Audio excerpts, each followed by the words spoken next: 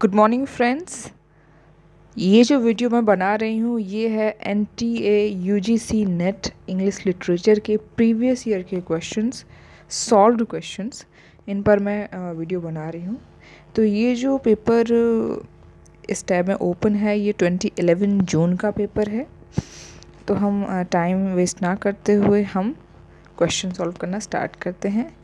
ये बहुत ही कहते हैं टू द पॉइंट मैं आपको बताने वाली हूँ कि ये क्वेश्चन है, ये इसका आंसर है। ठीक है, तो हम स्टार्ट करते हैं। चलिए, तो अपना जो फर्स्ट क्वेश्चन है वो है little nail is a character of Dickens. तो चार्ल्स डिकेंस के कैरेक्टर का जो चार्ल्स डिकेंस की नोवेल का जो कैरेक्टर है लिटिल नेल, ठीक है, तो वो इसमें कौन से नोवेल का वो है कैरेक्टर, वो अपन को पता करना है। अपने पास चार ऑप्शन है। A is hard time, second is great expectation, third is Oliver twist. Great expectation भी चार्ल्स डिकेंस का है, हार्ड टाइम्स भी चार्ल्स डिकेंस का है, द ओल्ड क्यूरियोसिटी शॉप भी चार्ल्स डिकेंस का है। तो हमें पता करना है कि लिटिल नील जो है वो कौन से नोवेल का कैरेक्टर है। तो इसका आंसर हम सर्च करते हैं। देखिए, इसका आंसर है, हमें देखना पड़ेगा, हमें चेक करना पड़ेगा। इसका आंसर है हमारा D, the curiosity shop. Yes, यही हमारा आंसर है। ठीक है, डी है हमारा आंसर। ठीक है, अब हम आते हैं अपने सेकंड क्वेश्चन पे। सेकंड क्वेश्चन क्या है? Who among the following Indian writers in English has created N identifiable imagined local. ठीक है, तो इनमें से कौन से ऐसे इंडियन राइटर हुए हैं इंग्लिश लिटरेचर के जिन्होंने एक आइडेंटिफाइड इमेज बनाई है, मतलब एक local image, we could say rustic image. ठीक है, डाउन टू अर्थ एक लोकल इमेज जिन्होंने बनाई हुई है, बहुत ही रस्टिक, जिनके क्रिएशन रहे हैं, वो कौन से राइटर हैं? इनमें से हमारे पास चार ऑप्शन है। मुल्क राज आनंद, राजा राव राज, R.K. नारायण, अनीता देसाई। देखिए, R.K. नारायण भी हम कह सकते हैं क्योंकि इनके जो नोबल है, बहुत सारे नोबल हैं जिनका बैकग्राउंड इंडियन विलेज रहा है। ठीक है, और जो मुल्क राज आनंद है, इन्होंने भी बहुत ही रस्टिक नोबल लिखे हैं। तो मुझे लगता है इन दोनों में से कोई एक होगा। देखते हैं इसका आंसर क्या होता है, चेक करते हैं अपन। हाँ, R.K. नारायण इसका आंसर है अपना। R.K. नारायण, मैं आपको टिक लगा देती हूँ। R.K. Narayan is the answer. Okay, ठीक है। ओके, आते हैं अपन लोग नेक्स्ट क्वेश्चन पे। हमारा नेक्स्ट क्वेश्चन क्या है? Who among the following is not a formalist critic? इनमें से कौन सा है जो फॉर्मलिस्ट क्रिटिक नहीं है? Allen Tate, Cleanth Brooks, Stanley Fish, William Empson. चार हमारे पास ऑप्शन हैं। Allen Tate, B is Cleanth Brooks, C is Stanley Fish, D is William एम्सम।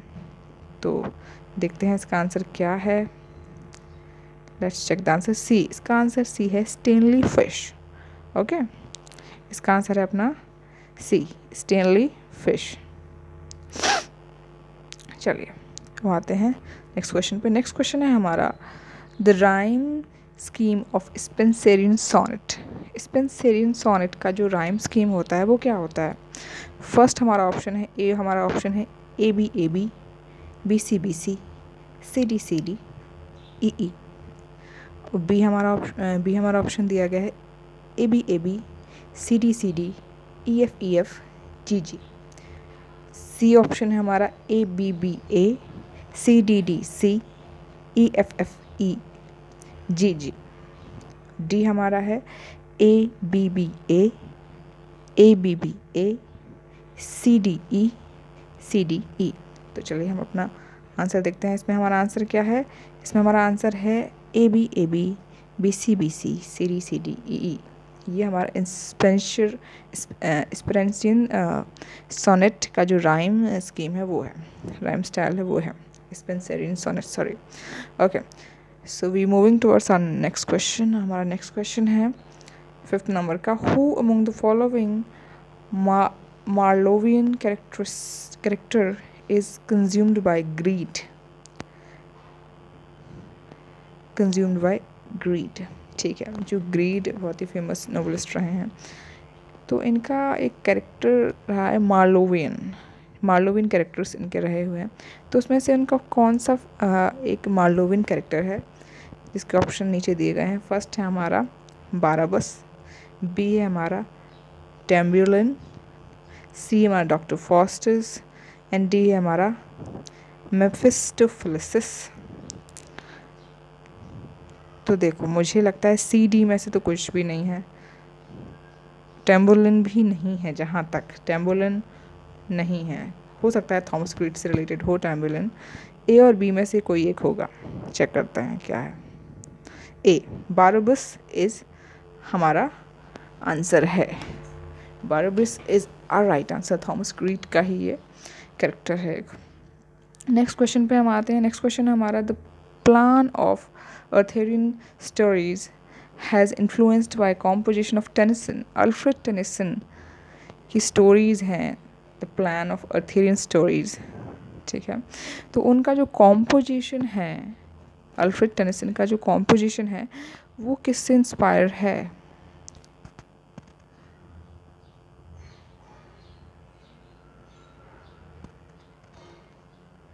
देखते हैं हम। 4 ऑप्शन हमारे पास। फर्स्ट है हमारा इन मेमोरियम, बी है हमारा इडिलियस, सी है हमारा माउड, डी है हमारा लॉक्सली हॉल। चलिए हम चेक करते हैं कि हमारा इनमें से ऑप्शन कौन सा है। The plan of Arthurian stories has influenced the composition of Tennyson Alfred Tennyson की कौन सा कॉम्पोजिशन अर्थेरियन द्वारा इंस्पायर है, ये बोलने की कोशिश कर रहे हैं। देखते हैं, मे बी इडिलियस हो। इडिलियस आई थिंक ओरिजिनल टेक्स्ट है, ये किसी से इंस्पायर नहीं है। इन मेमोरियम हो सकता है, क्योंकि मॉड भी शायद एक ओरिजिनल टेक्स्ट है और ये रिवाइज्ड टेक्स्ट नहीं है, ना ही इंस्पायर्ड है। Let me check. वैसे मुझे बहुत ज़्यादा इसमें आइडिया नहीं है, देखते हैं पर लोग क्या है answer.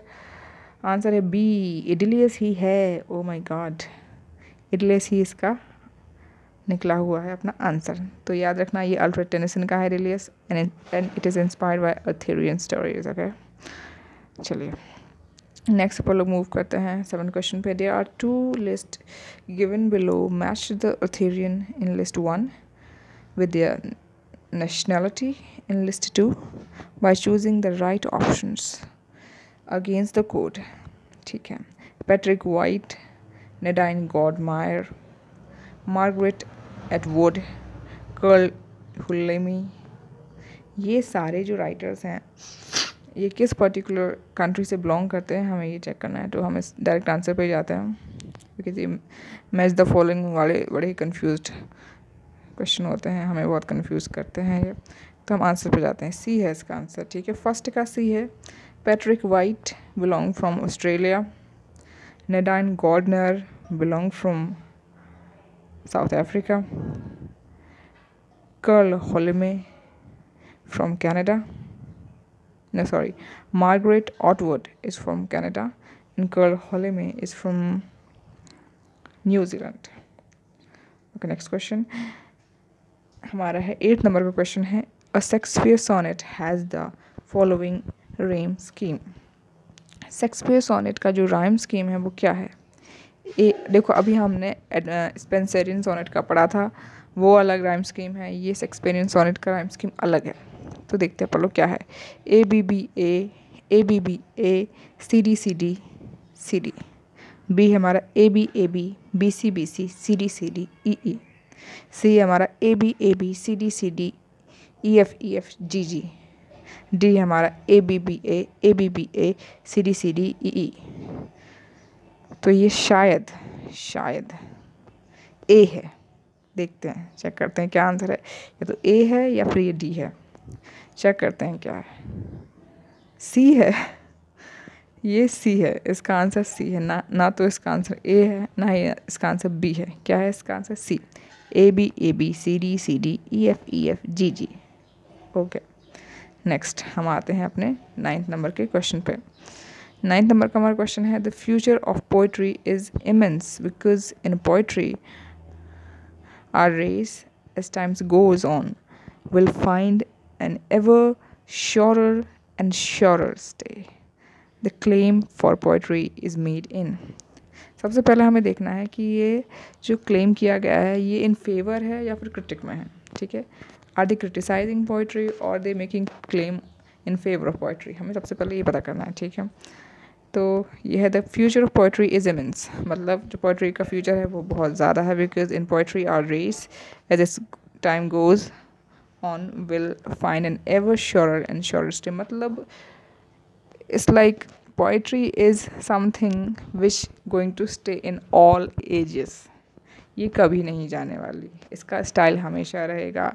Poetry will always influence our audience and new author will come, new poet will come, keep on coming, and they will make new poetries too for our public, for our audience, okay।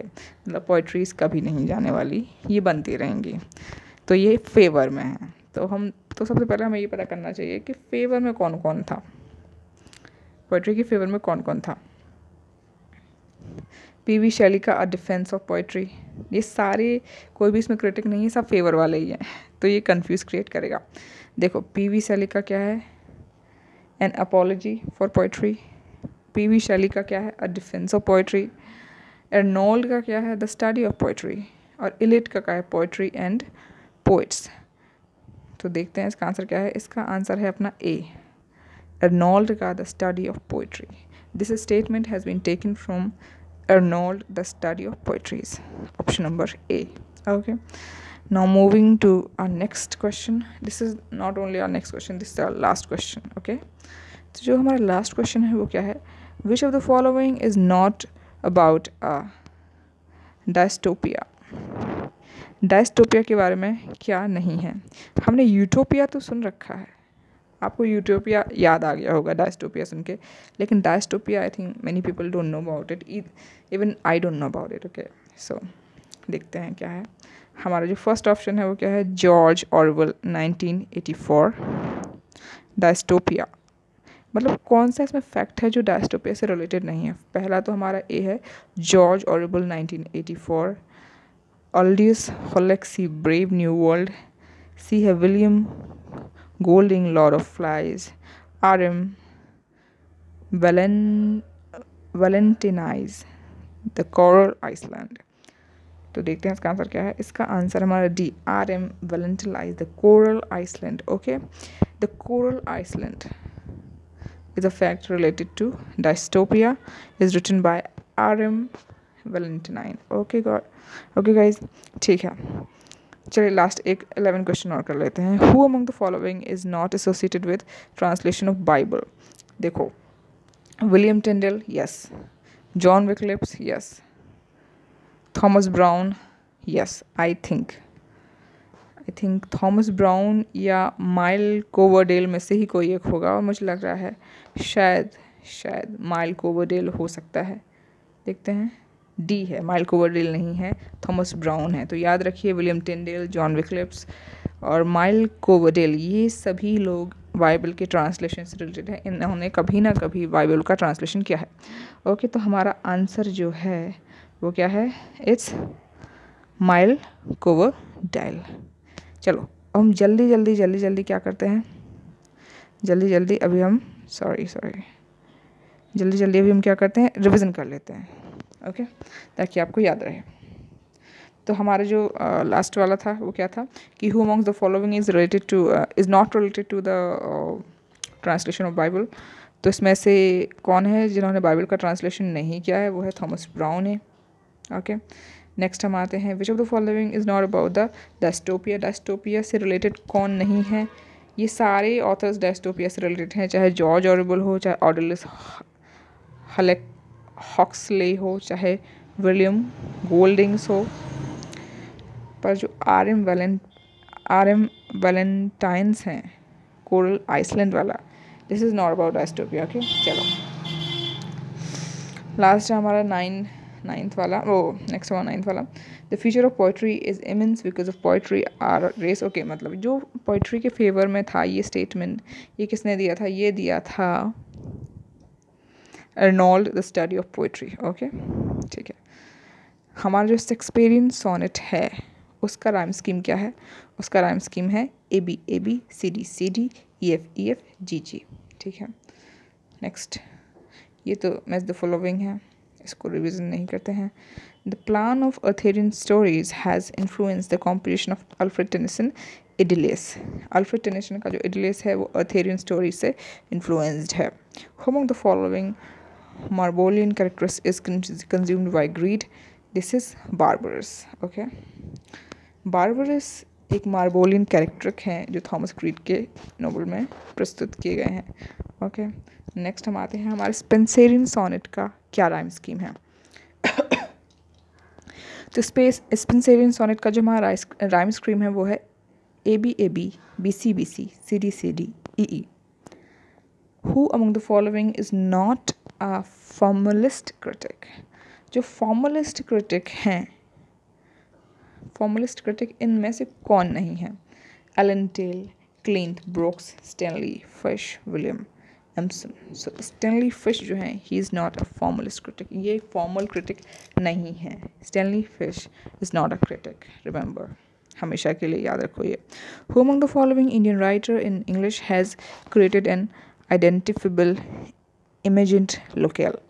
हाँ, एक local rustic image बनाने वाले कौन से writer हैं? Are के नारायण, मुल्क राज आनंद भी हैं, बट एक लोकल इमेज जनरली बिलोंग करती है आर के नारायण से। Okay, little nail is a character of Dickens. Charles Dickens का कौन से नोवेल से रिलेटेड है लिटिल नेल? ये हमारा लास्ट वाला, the old curiosity shop. Okay guys, this is for today. I hope ये जो हमारे प्रीवियस ईयर के क्वेश्चन है, ये जो सीरीज़ है आपको पसंद आ रही होगी and this will prove helpful for you. I know because many times question repeated होते हैं, रिपीट किए जाते हैं। प्रीवियस ईयर क्वेश्चन से paper, previous year question paper से क्वेश्चन लिए जाते हैं, तो it's a better source to revise and also also study important questions. So I think आपको प्रीवियस ईयर क्वेश्चन पेपर एक बार ज़रूर देखने चाहिए before taking an exam. I think we should end this video here. Thank you very much, hope you like this video. To ace your IELTS, you need to master